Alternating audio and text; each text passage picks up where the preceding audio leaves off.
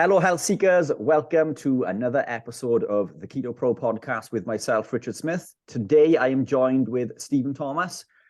Stephen is a carnivore and keto coach, a specialist practitioner in obesity and diabetes, personal trainer, and a qualified phlebotomist, an owner of the amazing podcast, the UK Carnivore Experience, which I was lucky enough to be on a few weeks ago.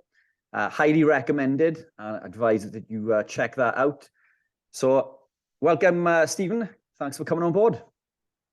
Hi, Richard. Thank you for inviting me. I'm quite honoured to be here. No problem at all. No problem at all. Great to have you on board.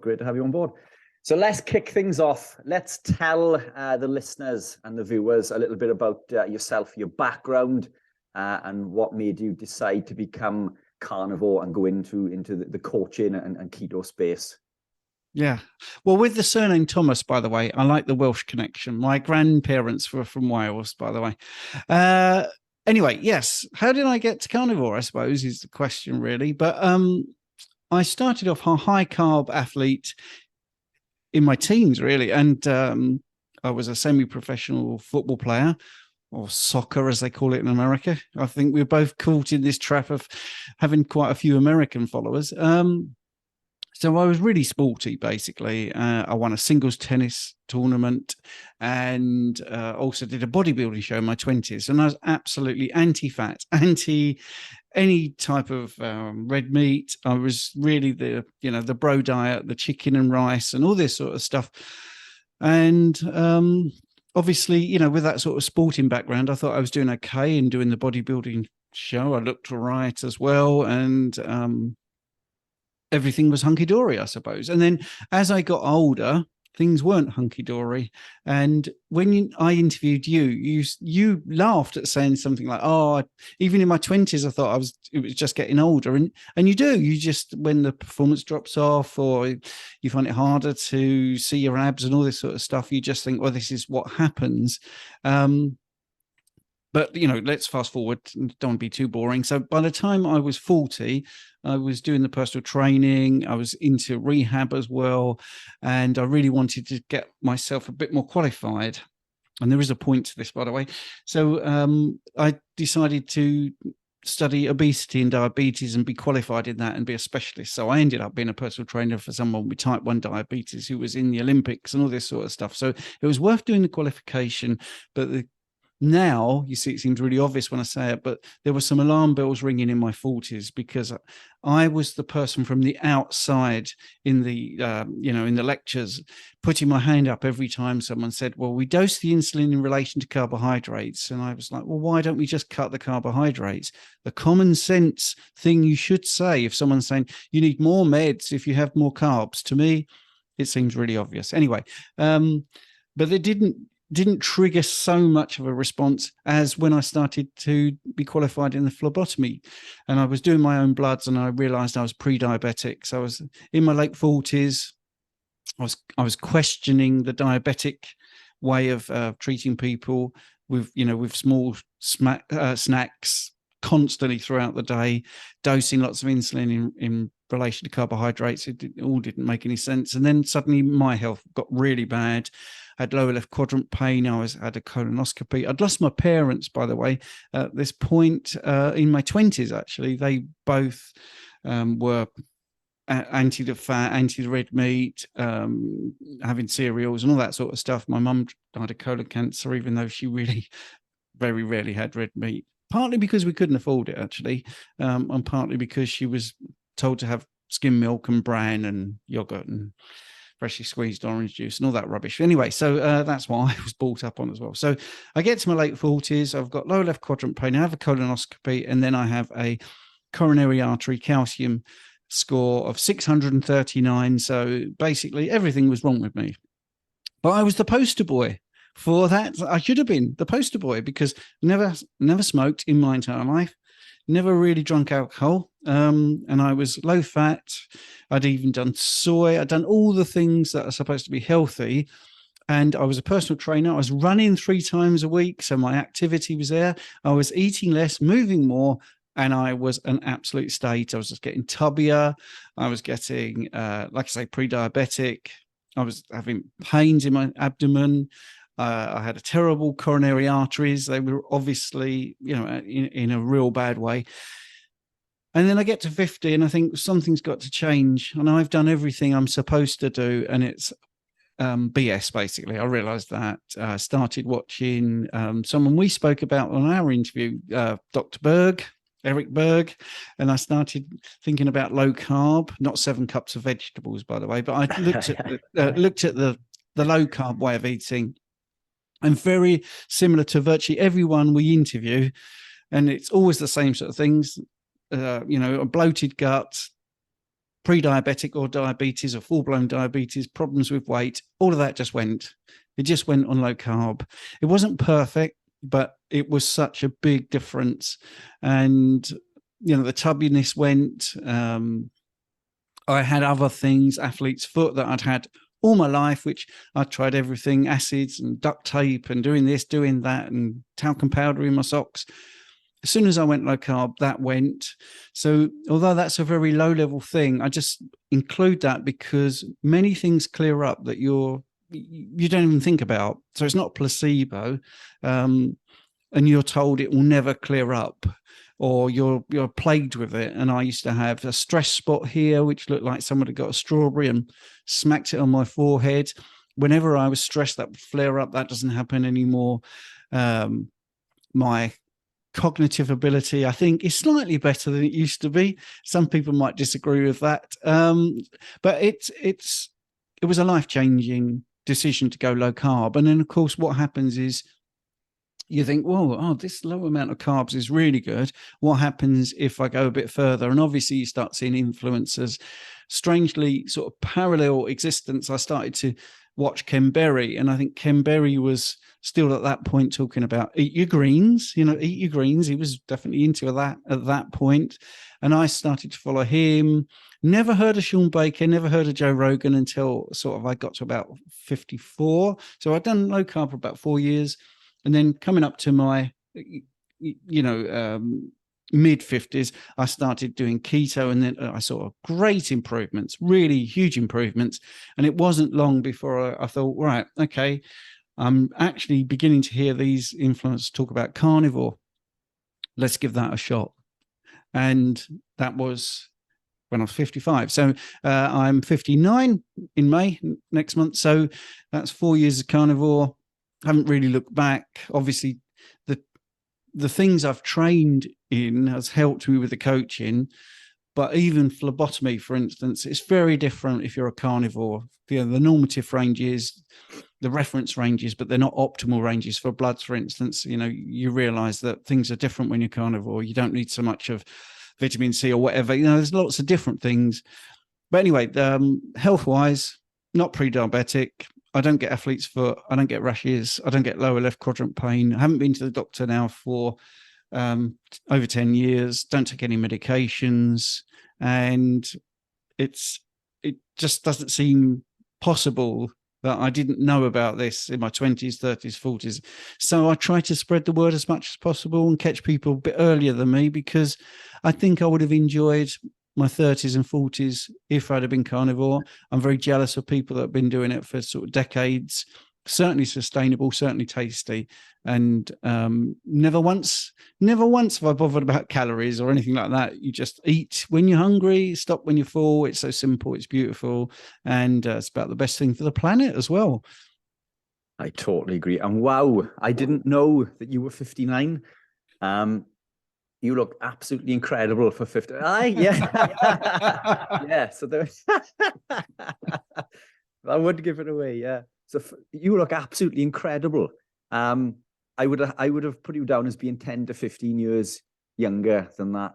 Okay, thank you. So I'm useless with ages, but I know other people who are in their 60s who look considerably older, looked more worn, and considerably larger, and in a state of much worse health, which I think is testament to the lifestyle and the way you live it. Now, your story resonates a little bit with me, because I think we both came from this background of ill health, where we were both trying to live healthy, we were both eating from the Eat Well pit. We were eating, the greens and as you say, we were, sticking to the cereal and not eating as much red meat.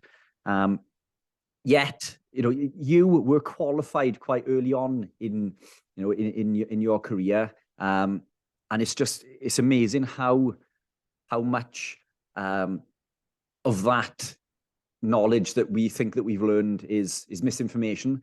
So it's only through ill health have you really gained the knowledge that you have now through experimentation and literally going against the grain, which is absolutely incredible. I love that. What a transformational story. It's I find the people who tend to stick to this lifestyle the best, or who make it a lifestyle or over a dietary change or a fad, are the people who do it for health reasons.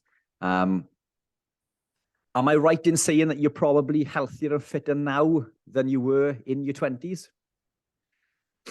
It's difficult to make that direct comparison, because I was very fit. I had the school record for 800 meters, so even at school I was sort of fit, which actually I might have been even fitter, I think, if I'd had good nutrition. But there you go. I would definitely say gaining muscle.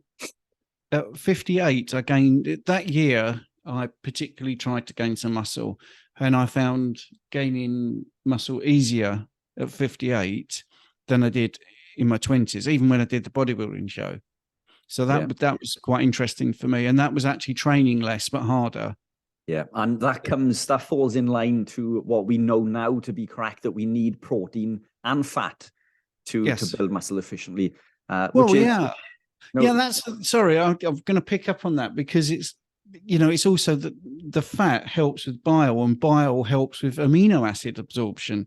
So it isn't just fat per se, and that's a big thing that I've learned. And the reason, sorry, I jumped in there, Richard, is because I can remember reading Muscle and Fitness magazine in my 20s when I was doing the bodybuilding show around that period of time, and some of the bodybuilders there were going to do high fat, and I literally looked at it and went, that won't work.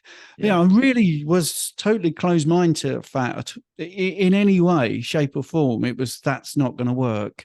And I think it's underestimated even now, even in this space. I think even with the bigger influencers, the role that bile plays in the absorption of amino acids, because it doesn't absorb so well without the right amount of bile, and what produces the bile is the fat. So there's a lot of nuance to it. And sorry to jump in there. That's my favorite story, because I can so remember me being completely closed-minded to it, completely and utterly, like, that's rubbish. It's fat. It won't work.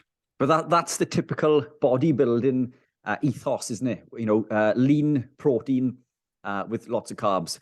But muscle cells need protein, need amino acids to build, but they also need the fat. The cells can only grow to a certain capacity with just protein alone. To further enhance that muscle growth, we need that fat. So I wish, same as you, I wish I knew then what I know now. But I think had I known that then, and maybe not suffered with the health issues that I did early on, maybe I wouldn't have gravitated into this so deeply. So I think sometimes things happen for a reason. We've come down this path for a reason, and now we do what we do. But I think you used the word cell there. You see, and that is a big clue why fat is needed, because the membranes of even your muscle cells. Yes, you can build up the protein, but if you can't expand that membrane with the fats, you are limiting your growth, aren't you? Exactly. And it's not just muscle cells; it's every cell in the body. Well, every cell, So this fat is essential for cell formation, cell communication, nutrient absorption, nutrient transportation, the production of hormones, and the list goes on. Fat is underrated, but what would you eat on a typical day being carnivore then, Stephen? Would you are you strict carnivore? Is it just meat? Would you consume cheese and yogurt, or even A2 milk? I know that there's varying degrees of what carnivores would eat. What's your view on that? I mean, would you do you consider cheese part of a staple on the carnivore diet, or even the A2 milk? The A2 milk is doing the rounds at the moment, isn't it? I'm not a big lover, I'll be honest, because, all milk causes intestinal permeability. But even gravitating ever so slightly into, becoming carnivore and consuming these foods with a little bit of this is going to be beneficial. But how deep down the rabbit hole are you? Well, it depends how I feel, actually. People that look at my channel, I do what I eat in the day, and I do eat cheese. It depends how I am. This is it. It's intuitive. I'm not strict, but I understand when strict is needed for clients, for instance. I'm pretty relaxed about it because I'm at a space where I'm happy with my body composition-ish. It's not, I couldn't stand on a podium and do a bodybuilding show. So I'm trying to be as transparent as possible. It bothers me less because I'm quite confident and relaxed about how I am and my fitness, and I don't have many niggles and those sort of things, and I enjoy food, and I think there is a lot of power behind not eating for enjoyment and entertainment, but eating for nutrition. But at the moment, I'm not in that phase. I have been in that phase in the last 4 years where I was very strict, and I cut out all the dairy and I cut out cream in my coffee and all those sort of things. Now I do have Swiss water decaf every so often. Although, you see, this is what I mean. I'm very fluid. In the last 2 days, I've not had coffee. I've deliberately not had coffee because I just felt like I needed a bit of a tweak and I wanted to look a bit sharper. So I think it's been intuitive. If you've got autoimmune conditions that flare up terribly, then I would definitely say the stricter the better. Or actually, you're like this, having an informed choice about what you're doing, right? So you can say, forget all the mainstream rubbish, right? And you can listen to people that know what they're talking about and are experiencing it, and say, right, okay, I really want this cheese and I really want to have cream in my coffee, but tomorrow I might pay for it. But I understand, because I really want to do this for a social occasion. I want to do it for my mum's birthday or something. So if there's a real reason, and you know that, yeah, maybe that's going to flare up a little bit of arthritis, going to make my hands hurt or whatever, then you go into it with your eyes open. My pet hate is people thinking they're doing things because they're being misled for profit or for whatever reason.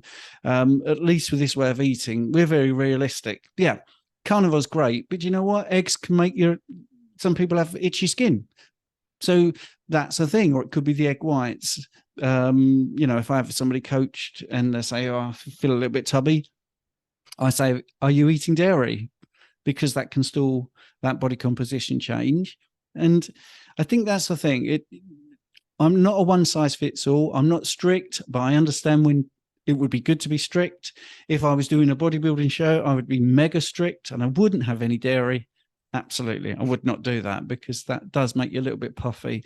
But there are people who walk amongst us, my wife being one, who can be very lean and have cheese and have dairy. And she's got great abs. She does the pole fit and all this sort of stuff. At 54, she looks, 10, 15 years younger, super strong. And she can cope with it. And when we did our 23andMe, our genetics are completely different. So that makes sense. There's a little bit of genetics going on. I'm not a big fan as well with genetics. I still think epigenetics are much more important. What we do, the chemicals around us, how we live our life, how we get outside, do we get in the sun, do we keep away from sunscreen, and all that sort of stuff. Just living your life as natural and as normal as possible. And that helps you in the way you're eating. And if you apply everything across the board, if you try and get things as natural as possible, as homegrown as possible, as seasonal as possible. I think the reason we don't have problem with eggs is because our farmer has free-range eggs, free-range chickens, not free-range eggs. That would be quite funny. But anyway, yeah, so free-range chickens, they're eating bugs, they're out there, you can see them trying to escape sometimes because when you drive past, they're out on the front there running around, and it's fantastic. So I think I would prefer to not be strict carnivore, but strict seasonal and local and as good as quality as you can afford, sort of. That would be better. than saying I'm strict carnivore. I'm more into all the carnivore foods, but the fresher the better, and the less interfered with, the less processed, the better. But I'll eat sausage, you see, so that always gets me told off when I do my what I eat in a day. But that's 97% pork, so yeah, little bits get in. I'm not 100%, and you know, I've got a little squirt of lime in my water. That's not carnivore. But then water's not carnivore, is it? You know, so yeah, no, I totally agree. I love my cheese. Yeah, I eat buckets of cheese, and same as you, it works well for me. It's a fantastic source of protein, fantastic source of fat. If I am coming to competition, then the cheese becomes limited. I consume Greek yogurt as well. Greek yogurt works well for me. Although coming towards competition again, the Greek yogurt will go. Cream, double cream, I used to put in my coffee, and I love in my coffee. If I go out, I may have double cream in my coffee, but again, if I'm trying to lose weight for a reason, I will cut the double cream. So same as you, I do it intuitively, and it comes. I loved what you said about this informed decision. And that's exactly what it is. And it's about understanding the effects of the foods that you were eating. I can be incredibly strict. I can just eat nothing but steak, you know, for months and months and months. And when I do, that's the best that I ever feel. But I do love my food, the same as you. I'm a bit of a foodie. I love my eggs. I love my cheese. And I do enjoy a bit of variety. But on a day-to-day basis, you know, it is predominantly carnivore based. I've even began restricting. So I'm 2 weeks off coffee. Obviously, coffee comes from a plant. So I've tried to come away from coffee, but I love drinking coffee. So it's been a tough 2 weeks.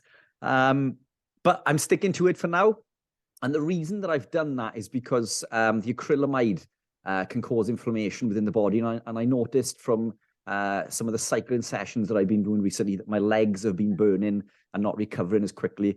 So I'm looking into why that is, because I've never had that through my career of bodybuilding. My body, being a keto athlete, you know, we have that ability to buffer the lactate buildup and not suffer with, you know, with that lactate burn. But new to cycling, I've found that this is an issue. So I've taken out the coffee, and touch wood, it does seem to be making a difference. But I totally agree. I think it's about that educated decision, isn't it? At any point, would you consume vegetables? As you were saying, if you go out for someone's birthday, and you want to make this informed decision, if you were going out and had a mixed grill or something, for example, and it came with some broccoli or some tomatoes or some other form of greenery, would you indulge in that, or would you not consume that at all? No, I wouldn't consume that at all. Okay. I'm going to go back. Can I just dial back to a couple of things? One is you talk about cycling there. If you're doing a little bit of a deep dive, and this will prove to people this is completely unplanned, you might want to look at the feedback from your feet with no resistance on a pedal compared to running. And you might get into why that's happening, because that's one of the things that really fascinates me is when you look at the design of trainers, why they are bad to be so springy. For instance, the feedback from the road, you're not getting up through your body correctly, and that makes a big difference to your strike rate and your stride and everything like that. So I think when you're cycling, you've taken that resistance out, but you're still doing that a huge amount of pumping action. So that might be just something to look at. All right. Go down that. Yeah. Fantastic. And the dairy, many people say to me, well, why does dairy stall? One of the things is the odd chain fatty acids. So when you look at the liver production of gluconeogenesis, when you've got an odd chain fatty acid, lyses down, you end up with a free carbon fragment, and the liver loves to make glucose out of that. So there is a mechanism behind dairy for many people. And you mentioned like the Greek yogurt. I did a video called "There's Something About Dairy," which was a play on there was something about Mary. But anyway, and I talk about the process, and there's a spectrum of how much processing goes in to, going from milk down to butter and what happens in between. And you can pick clients that can get so far down this spectrum, or up depending. So Greek yogurt tends to be my tipping point. I just can't cope with Greek yogurt, but I'm all right with butter and I'm all right with heavy cream. And some people can, like my wife, can go all the way up to milk, basically. So, and milk I can't cope with. So I think with dairy, again, there's a little bit of nuance. Going back to your vegetable question. Sorry, Richard. No, I love it. I love this. This is fantastic stuff. Yeah. Little digression there. So yeah, I think the only, this made me laugh when I realized this, that the only veg I would contemplate is I used to go to a carvery. Well, I still do, but not so much recently. And I would always have a lamb shank. I just have the lamb shank, but they do leeks in cheese. And I used to love them. And I realized only recently it was actually the cheese I really liked.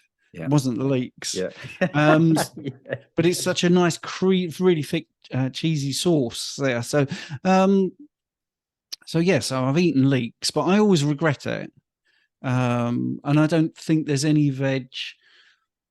I'm really racking my brains because I wasn't expecting that question. I don't think there's any veg I miss at all. And I certainly don't miss fruit. No. I was very interested in Amber O'Hearn's thing about carbosis, which is a thing about having carbs for a couple of days. I don't think it's her particular theory. I think she was just talking about it. If you have fat that's problematic and there might be a linoleic acid issue there, and you could get into carbosis, she calls it, or whoever she's talking about, and that tends to liberate any problems in your fat with linoleic acid.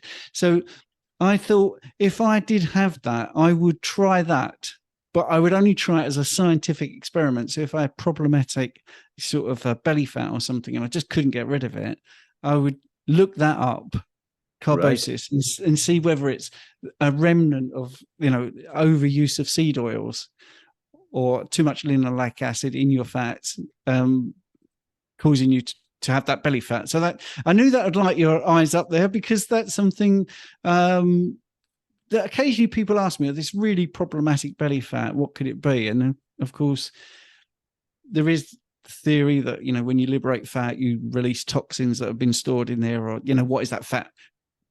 What does it comprise of? How did it get there in the first place? All that sort of stuff. So I'm always open to not completely taking things out if there's a valid reason to put it in.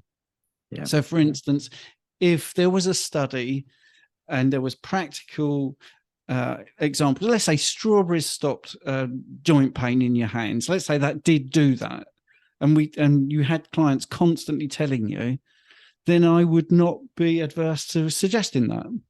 So it's not like being closed-minded. It's not like I'm not going to eat veg because that, it's not carnivore. It's I'm not going to eat veg because it doesn't do any good. Yeah. Or doesn't appear to be. But if someone comes to me with a thing that's good, and that's why I mentioned the carbosis sort of thing, which might be a bit of a tongue-in-cheek name for it. If someone came to me and said, this really worked for me, Stephen, this really did. I included strawberries and my joint pain that was still lingering absolutely went.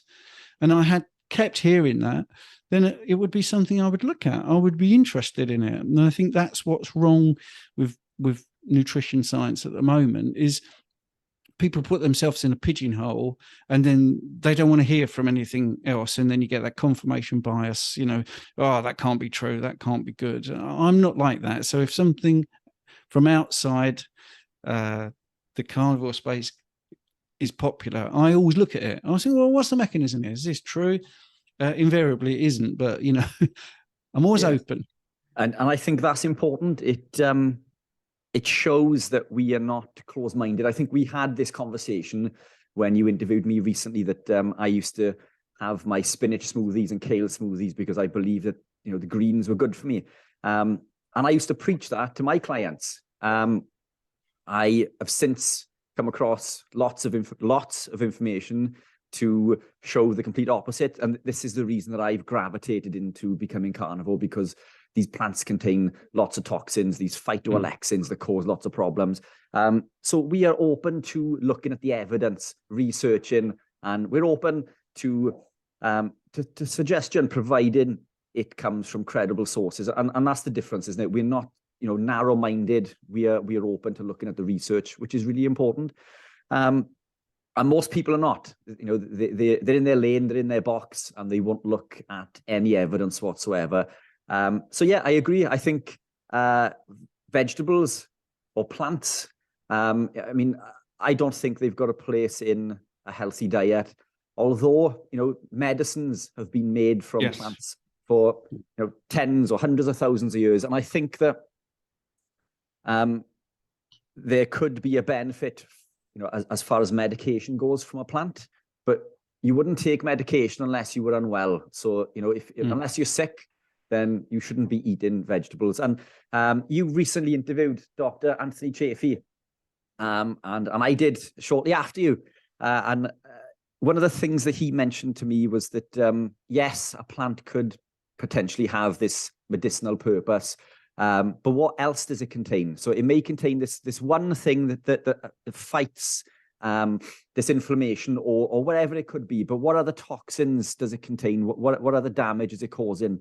And that's something important to bear in mind also, isn't it? So it even though these things are medications, you shouldn't take medication unless you're unwell.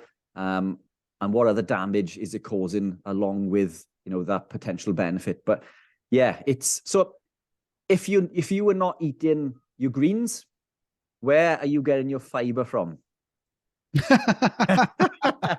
I thought you may laugh. Well, nowhere. I don't need it. Yeah. Fiber is one of those things that, to me, again, it's one of those obvious things. It's indigestible. So you're going to put it in one end and it's going to come out the other.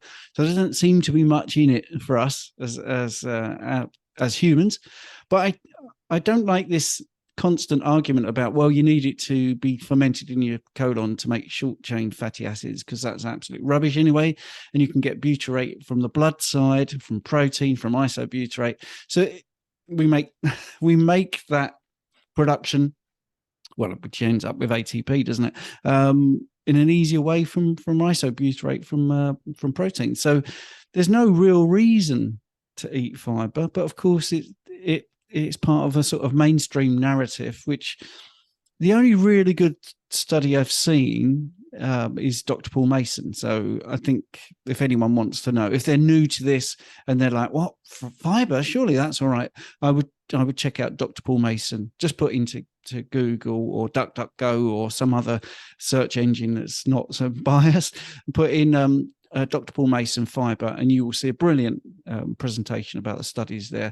And I can attest to it because I had lower left quadrant pain. I was having problems in that area. And as soon as the fiber came out, all those problems disappeared. And that's constant, absolutely constant with clients. There's not really, I can't think. I was lucky enough to get past the landmark of having over 500 carnivore clients since I've been doing this. And not one has ever said, I need to put the fiber back. Wow. That's a considerable number. Snap, I don't consume fiber. Animal fiber, isn't it? As you say, in the form of isobutyrate, isovalerate, and propionate. All these are short chain fatty acids that we get from animal proteins to feed the colonocytes in the gut. And an interesting thing about being carnivore and keto is that the production of beta hydroxybutyrate feeds every colonocyte in the gut, not just the colonocyte that this fiber from plant comes in contact with. But a fab reference with Dr. Paul Mason, that presentation is absolutely incredible. I think he splits one of the studies he references put people into 4 or 5 categories, I think, isn't it? Varying from lots of fiber down to no fiber. And the no fiber group managed to eradicate all of their issues while removing fiber completely, which is absolutely incredible. Now, one of the other things that I get asked, when you move in this sort of circle, there are lots of people who are very knowledgeable in the means of health and nutrition, keto, carnivore. A friend of mine asked me recently, who used to be keto, and he has now become vegetarian. So try not to laugh too loud. In fairness, he's experimenting, and I've got a lot of respect for that. Rather than just taking someone's opinion, he's trialing it. But being carnivore, one of the questions that he raised to me was, what about the methionine to glycine ratio? Is this something you're familiar with? Not really. No. So it basically, when we consume lots of meats, methionine and glycine is found in animal proteins, and we need methionine and we need glycine. So the body creates a molecule called SAMe through a process which involves folate, homocysteine, and methionine. SAMe, oops, apologies, just made you big screen. So SAMe helps fight inflammation, detoxes the body, makes neurotransmitters in the brain, helps with things like depression, osteoarthritis, liver disease, helps produce things like serotonin, melatonin, and dopamine. So methionine is super important. The issue is that when we eat lots of meat, we consume in lots of methionine. Now, excess methionine buffers glycine, which we need for the production of collagen.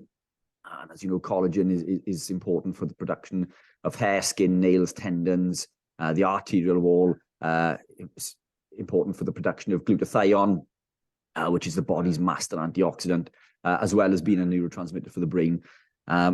Now, the accepted ratio, if you look online, is something like 4:1 or 5:1 glycine to methionine. So the fear is that when we are consuming lots of animal proteins, that this excess methionine is going to deplete glycine and leave us devoid of this of the glycine, which is enabled to produce this collagen. So we need an active level. So this is something that I've looked into recently, because obviously when somebody raises a question, as you just said, you need to research it. But now this could be an issue if we are consuming leaner cuts and not consuming the fattier cuts, because this extra glycine can come from the fattier cuts of meat. It comes from bone marrow. It comes from the gristle on the bone and the stringy bits. So I don't know about you, but what I tend to do if I'm eating chicken, for example, is I'll eat, the part around the bone, the knuckle, and all the tendony bits, and this is the part that contains lots of the glycine. You can also supplement with things like collagen, to boost this up. Obviously, collagen is high in glycine; it's a major component of glycine. But yeah, I was just curious if this is something that you've come across previously, or something that anyone has ever sort of mentioned to you. But it's easily negated if you were living a carnivore lifestyle by consuming these stringy bits on the bone or in the steak that we tend to give to the dog. These are the bits that the dog loves these pieces, and that's the reason he loves them so much, is because they're high in this glycine. But yeah, I was just interested if it's something that any of your clients and things have ever asked before. But that's the answer to that. We just eat the whole foods, and organ meats, another fantastic source of these pieces that are high in glycine. Are you a big lover of the organ meats? No, I'm not a big lover. I eat them. See, this is the thing. I like them. I actually like the taste. So with liver, for instance, lamb's liver, I've had that raw, because again, it's something to try. And I actually enjoyed it raw, which is a bit of a surprise, but I couldn't eat a lot of it raw. But I prefer it just lightly seared. So I don't think it's essential for the organ meats. I think it's worth a biohack again if someone has a particular symptom. So if we go back to like the glycine, if someone is saying to me, "Oh, my skin's lost its elastic feel and my joints ache," and all those sort of things, I am definitely one of those people that would say, eat nose to tail, so exactly what you're saying there. So for instance, a lamb chop, I would make sure that the bony bit, you chomp around that bit as well, which is actually pretty tasty, although it's tough, but it's connective tissue, so it's going to be a little bit tough. But yeah, with the liver sort of things, yes, it's nutrient dense, it's fantastic. I suppose then other people will say, what about toxicity and having too much of that? So it is, again, down to being intuitive and how you feel. I think if you don't enjoy eating it, I think that's a big clue. If you eat something and you react in a way, your body is telling you not now. It doesn't mean in the future you won't be able to eat it as well. That's the other thing. Actually, there's a lot of flexibility in your palate and your allergies, because going back to dairy, and I will dial back to what you just asked about the organ meats. I mean, I was lactose intolerant. I could not cope with dairy. I didn't realize that I was lactose intolerant until I now look back and realize I was, if you see what I mean. Because I'd have a cappuccino from Starbucks, and then about an hour later feel like, oh, I don't feel great. And I would just think that's how you feel. You know, that's what happens if you're working hard or you're out and about, and, you know, it's just a stomach upset. You know, I wouldn't sweat over it. So, yeah. So liver, all types of liver, beef liver, whatever sort of liver you have, if you enjoy it and you feel benefit from it, well, yeah, fill your boots, do it. I mean, eat it. But I don't think it's one of the things that needs to be prescribed and you must have. There are influencers out there that say you have to have this, and this. These things are perfect for your diet. And it's like, well, there's a few things in there I wouldn't touch with a barge pole, and liver is marginal. And I think a lot of the people that push liver tend to sell liver supplements. So I'm not saying that the health benefits or the nutrient density is not real, but whether it's needed or not, because there's many influencers, many people on carnivore who, you know, decades long eating carnivore, not eating organs. I think Dr. Sean Baker doesn't touch organs, and I think he looks pretty good. So I think it's down to how you react and whether you need it. And it's the same with the methionine glycine ratio there. I mean, if you've got inflammation or insulin resistance or lack of insulin sensitivity, or you feel like your skin has not got its elasticity, there's so much nuance you can go into this, or you're not building muscle as adequately as you like, or methylation is another thing, isn't it, in that particular realm. If you feel things are going wrong, then it's worth getting into the weeds. But I think for most people, and this isn't a cop-out, they're so much better just following carnivore. They don't get into the weeds. They don't get into the nuance, because they go from, I mean, your story and my story are very similar. I think you said something like, in my 20s, I could barely get up the stairs. I was clinically obese, and I was type 2 diabetic, and I had anxiety and depression. Now, if all those things go, you know, just going carnivore, are you going to get into the weeds and the nuance? Or are you going to say, wow, I feel amazing? But the other side of the coin is, until you go 100% and really strict, you'll never know just where your limits are. You know, and that's it. And this is what I was trying to say when you said, am I strict? I have gone to the limits, and I know I can feel even better. But, you know, I can take my foot off the gas for a bit and go on cruise control and be quite happy, because, you know, life gets in the way and all that sort of stuff. But the liver thing does bother me a little bit, because it is pushed and it does keep coming up. And I don't think it is, or, you know, organ meat, it is as important as many people are making out, because there's just too many people thriving without including organs. But, you know, I'm open to it again. You know, if I put it this way, I've never had a client ever say to me, do you know what, adding organs was a game changer? Yeah. But I've had people say, I took bread out, that was a game changer. Exactly. Yeah. You know, I've taken eggs out, game changer. I put eggs in, that was a game changer. Never in 4 years of doing this have I heard anyone say it was the organs that made the difference. Yeah. I go through spells. I eat liver. I eat heart. I love heart, so I enjoy eating that. I'm not a fan of liver. I think it's absolutely disgusting. But I do put some in. But I'm along the same lines of thinking as you. And I think the reason that, like, beef liver, for example, is known as being the most nutrient-dense food on the planet is based per 100 grams.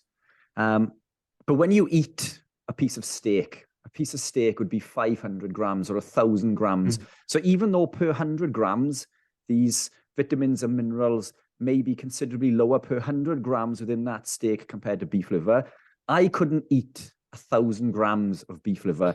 So I think you need to take it in context as well, because everything is found in animal protein. So we eat, if you eat steak every day, I'm a firm believer that you will receive every vitamin and mineral that you need, not to survive, but thrive. And again, I think if you're devoid of anything, organ meats is a fantastic place to go.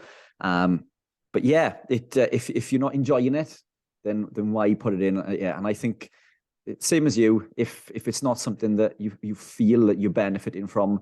I mean, I don't feel any different when I do take them out, but I do enjoy, chicken liver, and I love lamb's hearts. So I really enjoy eating those. Beef liver, I'm not a massive fan on to eat, but I will put it in occasionally. But I only put a little slither in. So I mean,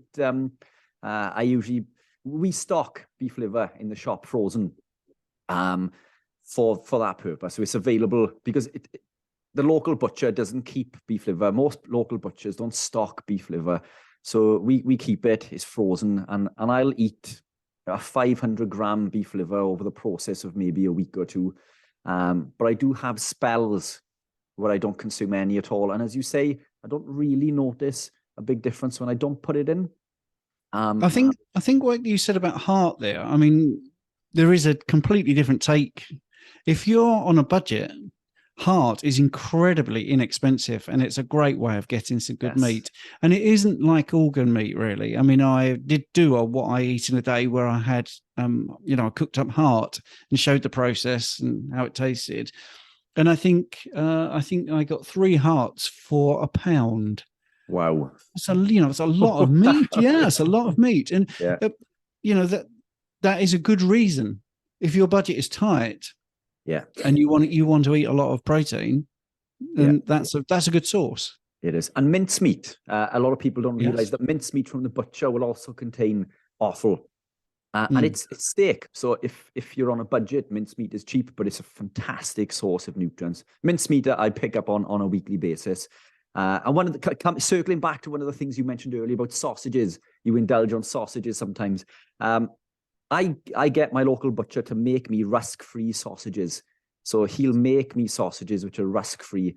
So I do indulge. If I eat out if I go out for a breakfast or something occasionally, I think I resign to the fact that they may be cooking in seed oils, although I will ask them, I'll tell them that I'm allergic to seed oil, and I'll ask if they can just grill or cook in butter. But with the best will in the world, that those sausages are going to contain rusk. And coming back to making that decision on the day, that's a decision I'm happy to make. I understand the repercussions of eating the sausages on that day, and I'm happy to make that. So that it's that educated decision, isn't it? It's that educated thing on a daily basis. But I completely agree. I'm smiling because when I was 15 and I was at school, I had a Saturday job at a butcher's, and I was the sausage maker. And I know what goes in. I mean, I'm actually going to broaden this out, because this particular butcher that I was at did get shut down by the health and safety department. But when I was told to make sausages, I mean, things like eyes would go in there, and basically everything would go in, absolutely everything. So yes, the organ meats, but I can remember him saying, "Oh, we've got some eyes here as well. They can go in." I was 15. I was like, "Really? Oh yeah, they'll go in." Wow. Oh, fair play. So proper notes to take. Love it. So is eating meat ethical? Try not to laugh too loud. Oh, wow. That's like that. Yeah, of course it is. Yes. Well, right. It depends what your viewpoint is. All right. So if you think eating veg is ethical because nothing dies, then you're living on the wrong planet, because things die. And I was very tempted to nearly do a video. I'm not one of these that does videos of anti this, anti that. I'm a positive sort of person, and I understand people's decision to eat in a particular way. But there was a video doing the rounds of a monocrop. They were ploughing this land, and there was a little space in the middle which still had lots of greenery. And as the machinery went there, all these animals, it makes me sad now, all these animals ran out of this habitat. They had nowhere to go because it was desolate. And that's that's what happens when you want to grow fruit and veg. You have to deplete that area of all of the rodents and the bugs and the butterflies and the birds and everything, badgers, all the lovely animals have to be eradicated, killed. They have to be. And then once you start growing, you have to put pesticides on there. So you have to kill butterflies and ladybirds and beautiful things like that. So you can't grow anything without those defenses and without killing everything. So when I was high carb, I decided to grow my own potatoes, my own raspberries and carrots. And my little plot was like Fort Knox. It was chemical warfare against those animals, sadly. And, you know, I look back now and I genuinely feel like that. Oh, wow, I would have killed a lot of animals with all those pesticides just to grow my potatoes. So there's this disconnect between, you know, a lot of vegetarians, vegans who don't seem to understand or don't want to understand maybe that their food is killing the planet because you've got that, but you've also got the environmental thing. So like if I wanted a banana, it would be from Colombia. All right. So I could have my grass-fed. I'm pointing like that because literally up the road is a farm where the steak I'm eating is from. And I did a thing on Instagram many years ago when Greta came out, you know, with her wonderful thing about the environment and all this. And she was on a train and on her table were all these different foods. And I worked out how far the food had traveled on this table. I was told off for doing it because I was picking on a little girl, but I wasn't. I was trying to get across that all of the things she was eating was wrapped in plastic. And if you looked at what the foods were, and then you looked at the travel miles, that table had 2.5 times around the earth worth of travel. Right. And you can do that. You can look at any a range of, you know, fruits and vegetables, and you would see that the air miles alone are really huge. So what's ethical? So you have to ask that question, what is ethical? So killing an animal for meat, you're going to kill less animals than you are if you're eating veg.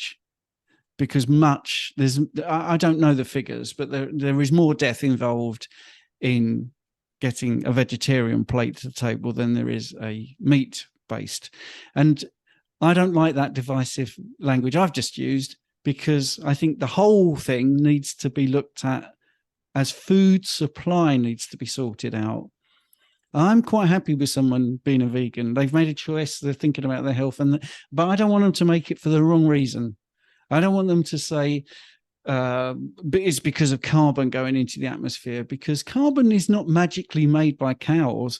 Carbon dioxide is needed in photosynthesis. You cannot have plants without carbon dioxide. So where's your joined up thinking there?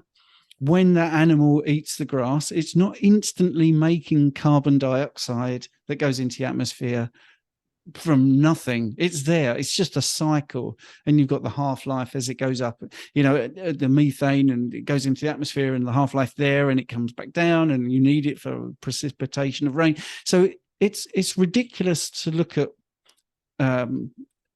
farming or cattle as a problem for the planet, because they're needed for the planet. You know, they actually put carbon back into the system basically, and they make the soil really fertile and all that sort of stuff. And if you're thinking, is it ethical to kill them? Well, we've got to live, and it's historically, you know, it's how we've evolved. That's what's shown in the sort of nitrogen isotope testing, long bones of all humans from all parts of the world. We've always eaten animals. That you know, the fat and flesh of animals is how we've evolved. So it is the food that we're meant to eat. And I get what people say, you know, it doesn't look so good as a vegan plate because the death there is secondary, you know, it's not the primary thing.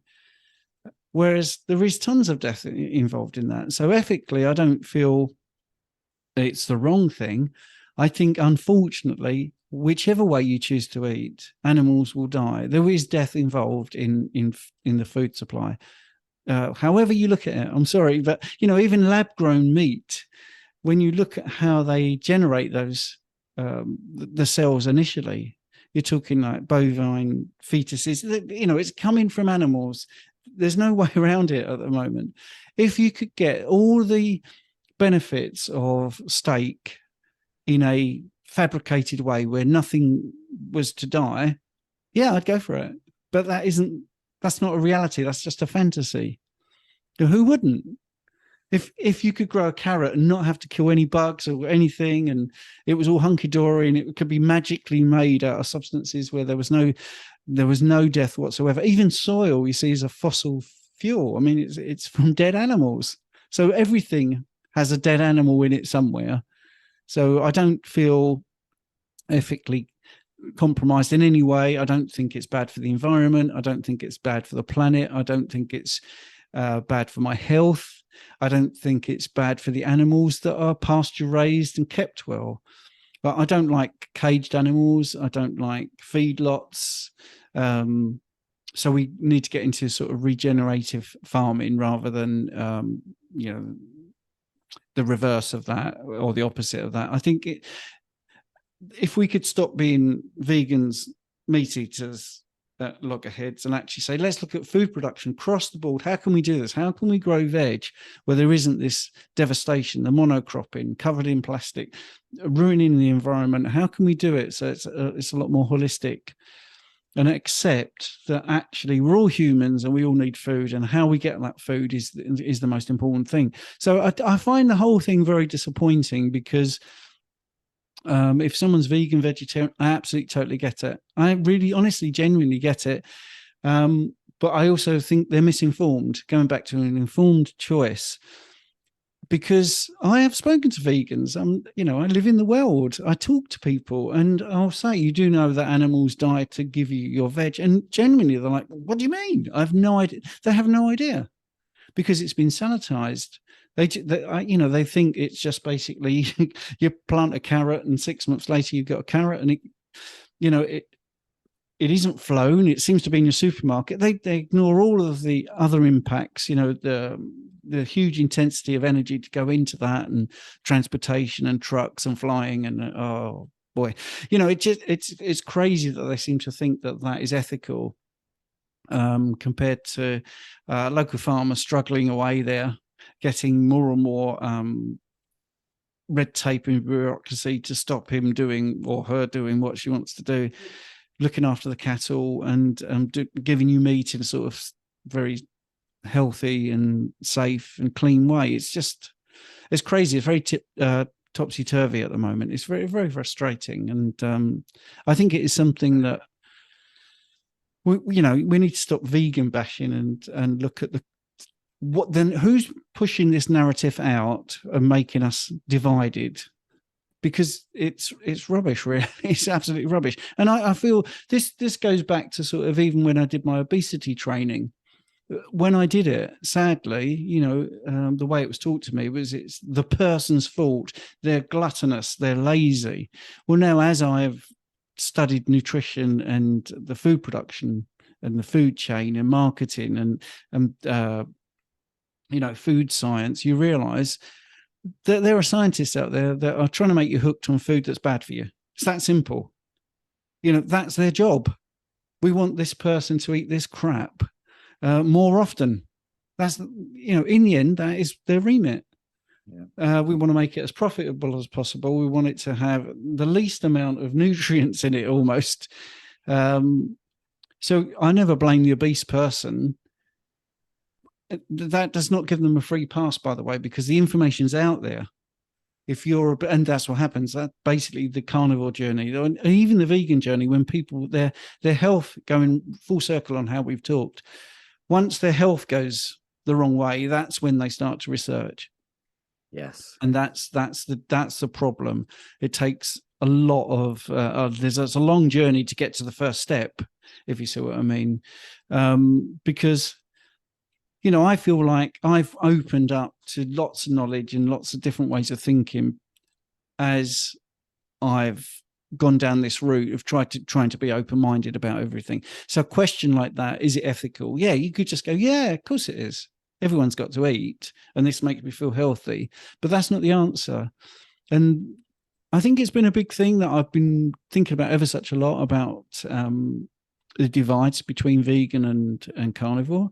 And I don't think we should be doing that. I really do think we should be, like you said about your friend, we should really be trying to understand what's driving a person to do that. Normally it's health. Whether they go carnivore, whether they go keto, low carb, whether they go vegan, vegetarian, pescatarian, whatever they do, that is a choice normally driven by health and occasionally by ethics, or maybe a combination. But the more I realize how food is produced and distributed and how it's sold to us, I think carnivore is an ethical choice. If it's regenerative farming, if it's pasture raised, if it's free range, or whatever word you want to use, that's the ethical choice to save the planet. That's the ethical choice for the good of the animal kingdom, because there is less death in that route than there is going down the vegan route. But I don't think it's pushed out like that. I think that's a hard sell. I think that's a difficult message to get across. I think there's a lot of confirmation bias. People don't want to have a decent chat. I think one of the things that you're involved in, I know this is an evergreen video, but we're in a real moment of time now. Next month, there's this conference in Sheffield where I think you've actually got this debate happening, with Sean Baker and Anthony Chafee and some vegans. I think they're going to talk about this in a public forum, and I think that's really good. I think that's the way we should be doing this, because in the end, it should be all us plebs talking to the corporations, the big food manufacturers, the big meat processors, and saying, we've chosen this way of eating, right? Whether it's completely a vegan or completely carnivorous or anywhere in between, we want this food supply to be absolutely sorted out and cleaned up. We don't want chemicals. We don't want medications. We don't want antibiotics. We want you to sort it. So, yeah, in answer, I think is ethical. Fantastic answer. I love that. Excellent. Yeah, I've got nothing to add. I think that's a fantastic answer. So we'll wrap up there. So, Stephen, where can people find you? Right. Well, I'm in the UK, but that doesn't matter. You can catch me on my internet, which is the ukcarnivore.com. I also have, like I say, the podcast on YouTube. But again, you can either look up Stephen Thomas, Bachelor of Science with Honours. I think it's under my name, or UK Carnivore. And I've also got an app, the Carnivore Experience. So that's got lots of freebies on there, about 40 hours of videos, and all about OMAD and 2MAD. And that's at the Google and the App Store. So you can download that. It's a free app, but there is some bits. I've done some science bits, which is sort of like for paid for. But if you want just to understand carnivore, how to get into it, that's really good as well. Fantastic. And we'll pop all those links below. Stephen, been a pleasure. Great chatting.